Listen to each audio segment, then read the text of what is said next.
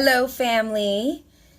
I've been reading some books, lots of books, lots and lots and lots of books, and having just so many breakthroughs and so many great discoveries. And I'm truly tapping into coming into the acceptance of me just being a messenger. I am a messenger. I experience things, I share, I influence, and I encourage people to experience things as well. So, this conversation today, or this share today, is around change and the challenges that we have when we're making a change and different things that are really important, valuable strategies, thoughts, mindfulness to keep really close to you as you're working through this new, way of living that you want to create for yourself, whatever that may be, whatever your goals are. So we all have habits that we've developed over time, things that we've just done out of seeing other people do it, all kind of stuff. We just have these different habits, how we talk, what we think, how we walk, how we eat, the choices that we make.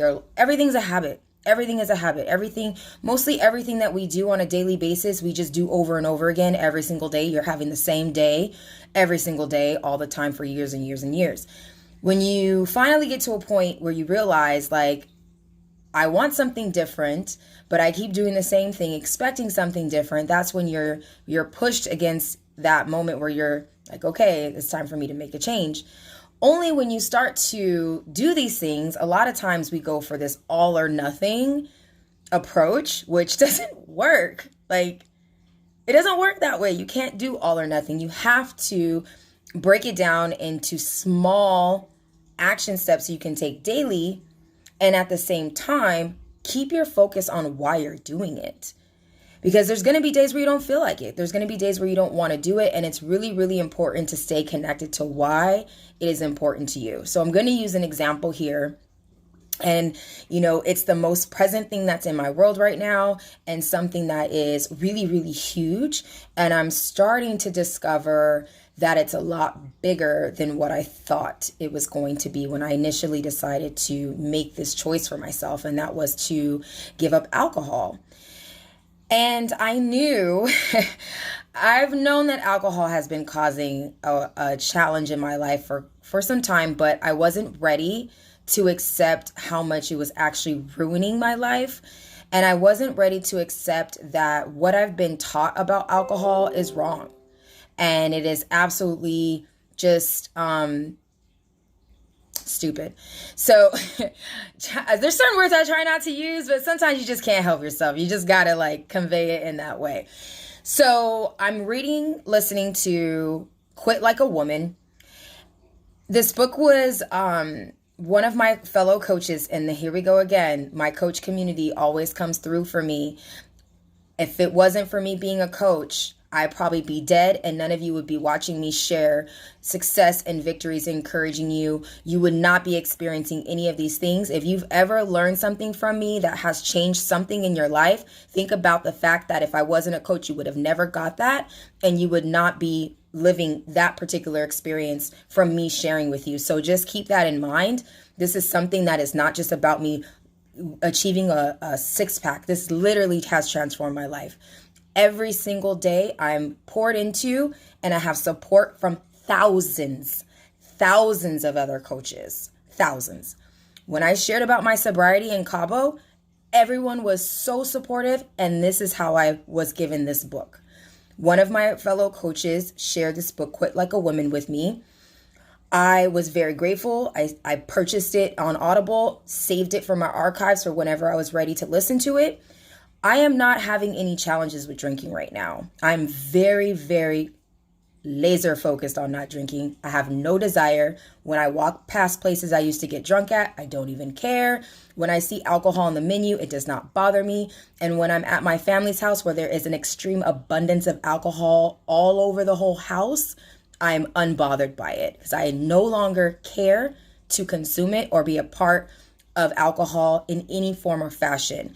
Now, my goal is to share the effects of it, share how my life has changed since I let it go, share about all the benefits that I'm receiving now, and share about all the damage you're doing to yourself by consuming it.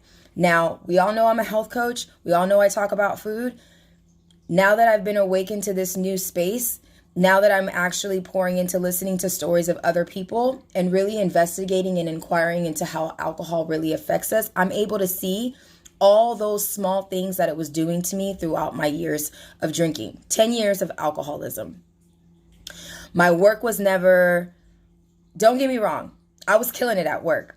When I decided to take a stress leave because I couldn't take it anymore, I was on 12 projects, and they all launched with like no mistakes. But I drove myself crazy working extra hard to make it perfect. And guess what else I did? I was drunk almost the whole time I did it. And I got it done, but my body completely crashed. I fell apart. I took a stress leave from my job. My hair was falling out. I had no appetite. I was having nightmares and panic attacks. My life was falling apart. The only thing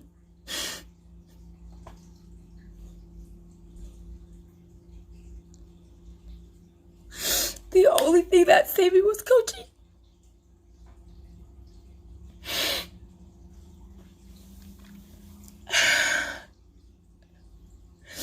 I'm sorry.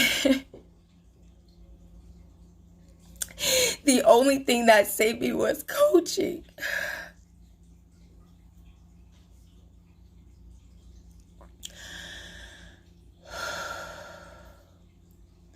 If it wasn't for coaching, I don't know where I would be right now. I really don't. I don't know where I would be without my family, my coach family, my community, and everyone that's just supported me.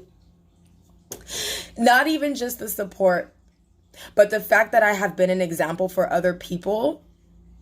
And I've taken my health to so many different levels with my supplements and changing my water. Like I spent $1,800 on a water machine and it's been amazing. We've already saved $1,400 on water from getting the machine.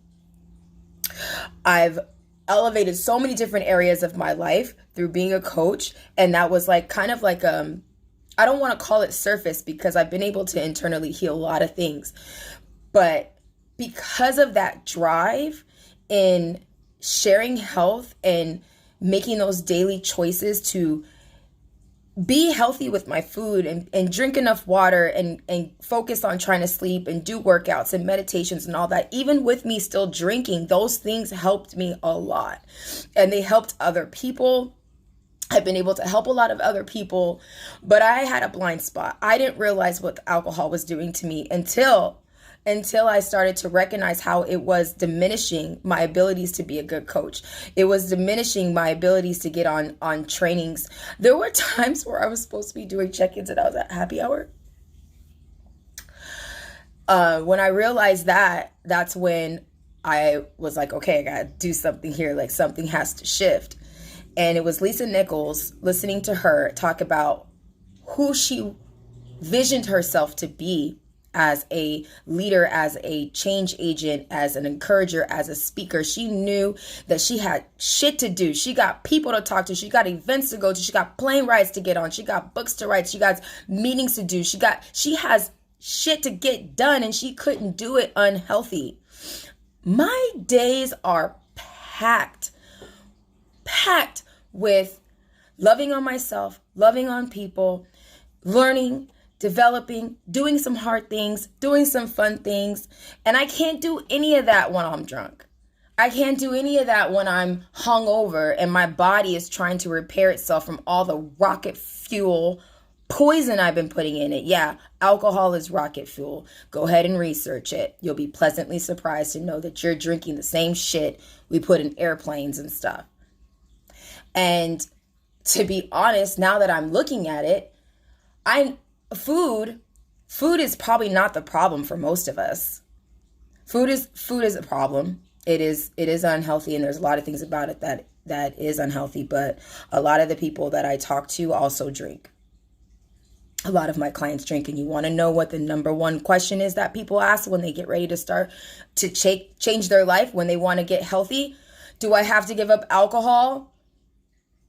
I asked that question too. Matter of fact, I didn't start program until after Super Bowl because I wanted to participate in taking shots every time we said Russell Wilson or we heard Russell Wilson's name being announced on the TV.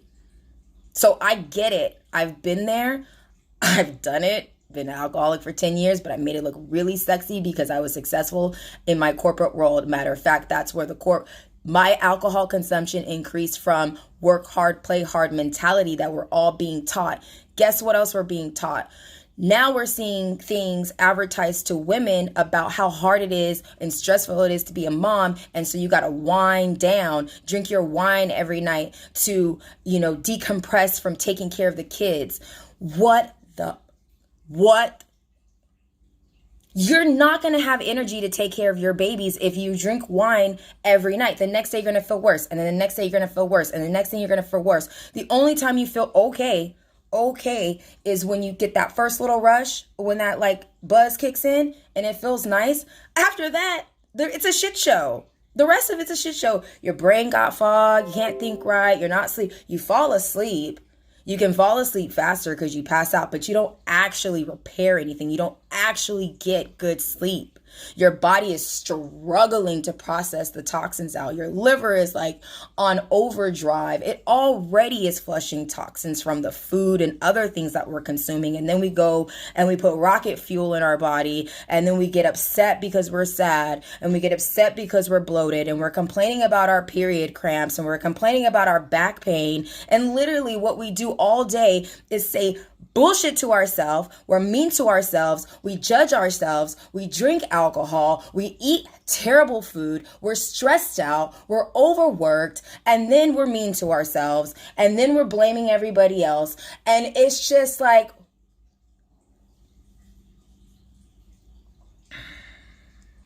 I'm sorry. I have a call. I gotta go.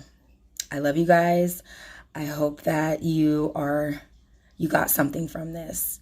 But I'm going to go ahead and take a deep breath, get ready for my call, and maybe I'll be back later.